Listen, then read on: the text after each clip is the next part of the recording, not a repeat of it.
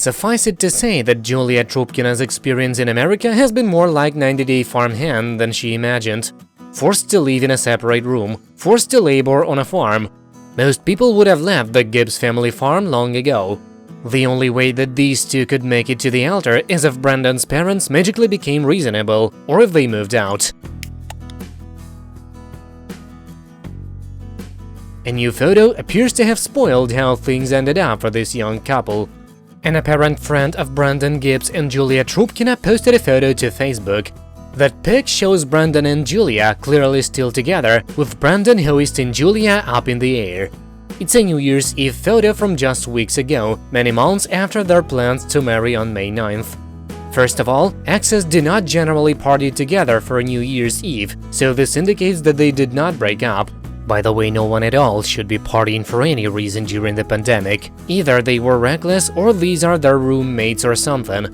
Second of all, Julia would not even be able to be in the US to party with Brandon and friends if she had not married him, as the K-1 visa would have run out much earlier in 2020.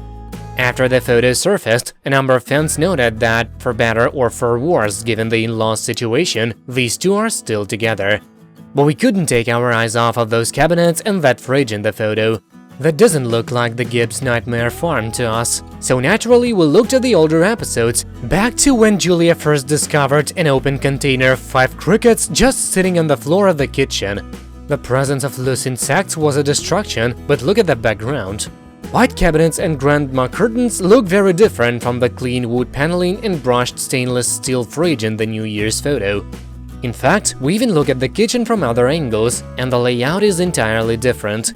So no, it's not just a case of the Gibbs family remodeling their kitchen between early last year and the end of 2020. And having seen what we've seen on this season thus far, if they wanted to remodel, they'd probably make Julia do it since they see her as a servant, not a person. Betty Gibbs has put Julia through the ringer since before she even arrived at the house. After cock-blocking her and her son at the hotel after Julia first arrived, she had them both come down to dinner. That is where she had 2 nasty surprises, confronting Julia about birth control and announcing that they would not be sharing a room. It's funny that Betty tried to frame her obsessive control issues as a matter of respect. Funny only because Betty is one of the most disrespectful villains in the history of 90-Day Fiance franchise. Fans have speculated that Betty has that particular brand of narcissism where she just doesn't fully grasp that other people have their own thoughts and desires and the right to feel that way. The Mother Knows Wars tour continued, with Betty taking Julia and Brandon on a day trip to Washington, D.C. Now, maybe production had asked them to do something before going home, but even if that was the case, Betty planned out everything for that day. Not Julia, not Brandon. Betty made it clear that she controlled everything that happened. This was part of a long pattern. Julia was so happy to be welcomed to the Gibbs house, but that soon became bittersweet. Betty took her on a tour of the chores that she would be required to do. As Julia noted to the camera, Betty never asked her if she would like to help. She immediately began treating her like a farmhand. Julia is accustomed to working at night, and like a normal 20-something, and plenty of people older than that live this way too, she wouldn't normally get up before noon unless her job requires it. Suddenly, she was tasked with getting up at dawn to feed animals that terrified her, and her misery was just beginning. Betty and Ron sat down with Brandon and Julia to scold Brandon for not doing as many hours of farm labor as they demanded of him, on top of his full-time job. They banned him from bringing Julia tea in the mornings, and also told Julia that they wanted her to do even more. Why? Because Betty and Ron are bad people and even worse hosts. Julia is supposed to be their guest and future daughter-in-law, not their farmhand. All of this injustice and the messy, stinky drudgery of it all got to Julia. After consulting with her father, she put her foot down and gave Brandon a long overdue ultimatum.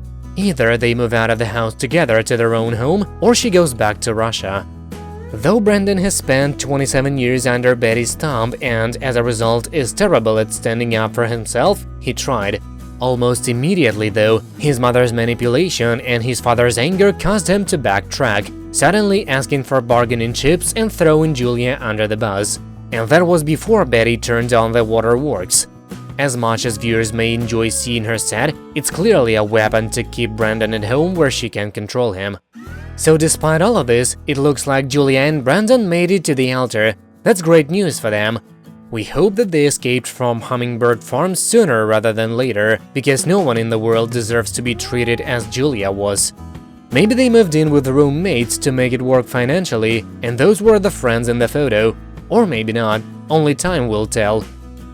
That's it for now, thank you for watching, please subscribe to stay tuned.